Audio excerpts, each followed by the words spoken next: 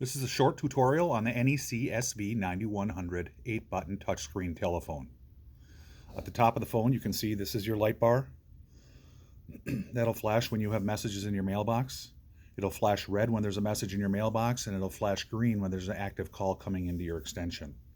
On the display, it is a touchscreen display. There are 3 pages of your display. You can swipe to page 2, to page 3, and then go back to page 1 if you'd like. The display is going to show the date and time, your extension number, your extension name, and tell you what's happening with your phone at any given time. If there's an active call coming in, it'll say call from Todd, call transfer from Todd. Caller ID, a name and number information will also appear on that, and the caller ID information will follow the call around the building. On my home page, there's 4 buttons. There's a list, a directory, and a vMessage button, and then there's always a button, and the 4th button is going to be a arrow pointing down, or it'll say more, letting you know that there's some lesser used features on a 2nd or possibly 3rd page. My list button is my call history button, and when I say button, it is a touchscreen. So when I touch that button, it gives me 2 more options, redial and CID for caller ID. I can touch CID and it gives me an arrow up and an arrow down, or I could use my circular arrow up and down pad to scroll through the last 50 caller ID numbers that I spoke with at that extension. If I go back and press list and redial, it'll let me scroll through the last 50 outgoing calls I made. Back to our home screen. There is a directory button. There's different types of directory on the system. The most common directories are an abbreviated dial directory, where we'll program 1,000 numbers of speed dial into our database, and we can use that as a Rolodex, or I can have it as an extension directory. So if I press directory and extension, I can enter in the first letter of someone's name on the keypad and then use the arrow up and down to scroll through and find my coworker's extension number. The vMessage button You have no new messages. takes us to our mailbox. We'll talk more about voicemail in a bit.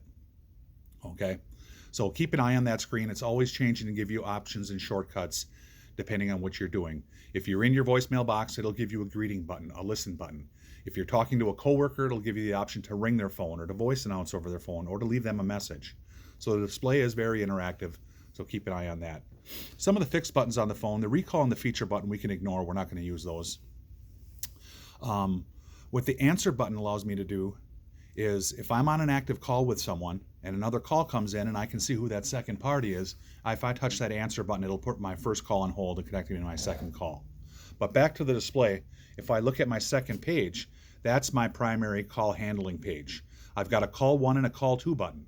So when I am on an active call with someone, my call 1 button will be lit up. All right, if someone were to call my direct number or come into my extension while I'm on an active call, I'll hear an audible tone over the phone, and the caller ID information will give me the chance to screen that call. If I want to take that call, fine. If not, I can let my voicemail box grab it. You've got 16 seconds to grab that call, which is about 4 rings. And then there's a couple of Park 1, Park 2 button.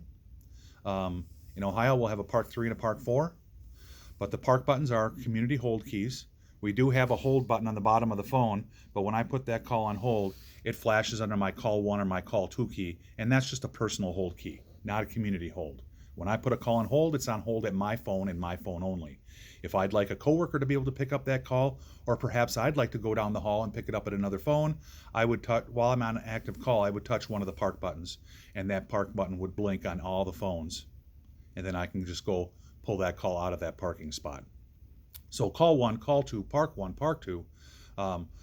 We have a page button, a page, all page, and a plant page button. And then if we look at our second page, we've got 8 or 9 extra buttons that are open that you can decide what do you want to have under those buttons. Most common is I want to have some coworker buttons, so I can at a glance tell if a coworker is busy, and a handful of coworkers that I work with on a daily basis. So I'll have coworkers under buttons, or I can have outside speed dial number under buttons, or some other functionality. And your system administrator, when you decide what you'd like to have under a button, can certainly program those for you. All right, back to our buttons here. We've got our microphone light is lit up. That just means our microphone is on. It doesn't mean anybody can listen to what's going on in your office. It just means when you're ready for a speakerphone call, your microphone is turned on. So if you're on an active speakerphone call and you want to mute your microphone, you can just touch that button and turn it off. I usually tell folks just to leave their button on all the time. That way when someone does come over, intercom over your telephone, you can reply hands-free without picking up your handset. The circular pad at the bottom is our volume up and down key. While my phone is physically ringing, I can adjust my ring volume. While I'm on my handset, it'll adjust my handset volume. And then while I'm on speaker, it'll adjust how loud my speaker volume is. While my phone is idle, the volume up and down will adjust the contrast of my display. We talked about our hold key at the bottom. We have our traditional transfer key and then our speakerphone button. So if you look at your cheat sheet, we'll review that quick. To make an outside call, you're going to dial 9 first. If you want to call someone internally, you can dial their 4-digit extension number. If you'd like to transfer a call to a coworker, you can press transfer and their extension number and hang up to release that call, or wait for the coworker to answer, announce the call, and then hang up to release that call. If they do not want to take the call, it's still flashing. You still have command of that call, so it's still flashing under your call 1 or call 2 key, so you can just touch that button to grab that call back. If you'd like to leave a coworker a voicemail message, you can dial their extension number and just touch V-message, and it'll jump right into their voicemail box. Receiving internal calls or intercom calls. Right now, your phones are programmed to ring whenever you call a coworker.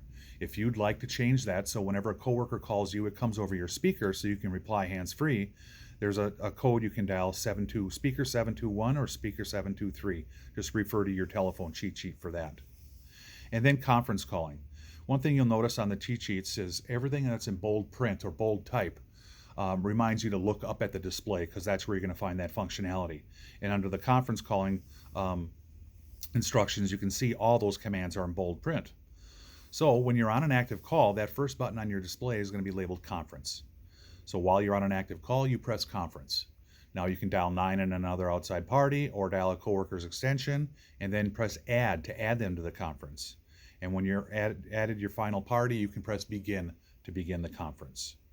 Now if you look at your voicemail cheat sheet, you can see I've laid out instructions on how to record your greeting, how to record your name, and how to set up a security code.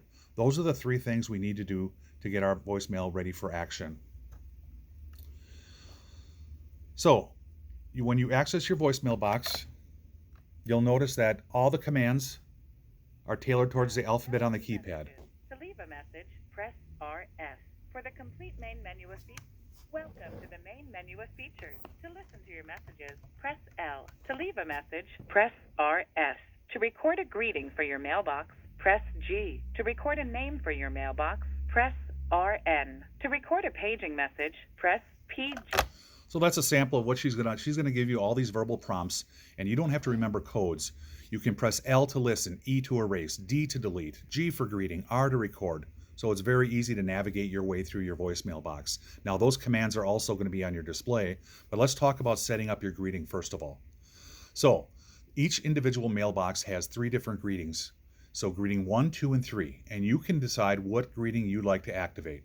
So if you want, you could say greeting number 1 is, hi, this is Todd, I can't take your call right now. And greeting number 2 is, hi, this is Todd, I'm out of the office today. And then you can just activate what greeting you'd like to use. Personally, I'll use a traditional, hi, this is Todd, I can't take your call greeting. And then when I'm going to be in an extended absence, I'll turn on a different greeting. And then when I get back in the office, I can turn on good old number 1 again. So first thing we do is set up our greeting. The next thing we're going to want to do is record a name for our mailbox. And that's just a name stamp, Todd Keel. All right. That way, when I forward a message to a coworker, it announces message forwarded from Todd Keel. If I leave a message for a coworker, it'll say at the tone, leave your message for Todd Keel, so I don't have to listen to my coworker's greeting. The most important reason we need a name in our mailbox is because we're offering our outside callers a dial by name directory. So if there is a dialing conflict with first names or extension numbers, when I access the dial by name directory and it says please enter in 3 or more letters of the person's name starting with their first name, and I type in TOD, it'll play name stamps. For Todd Keel, dial this. For Todd Smith, dial this, and help get our caller to the appropriate destination. So it's very important that we have names in our mailbox. The final thing we want to do is set a greeting for a security code for our mailbox.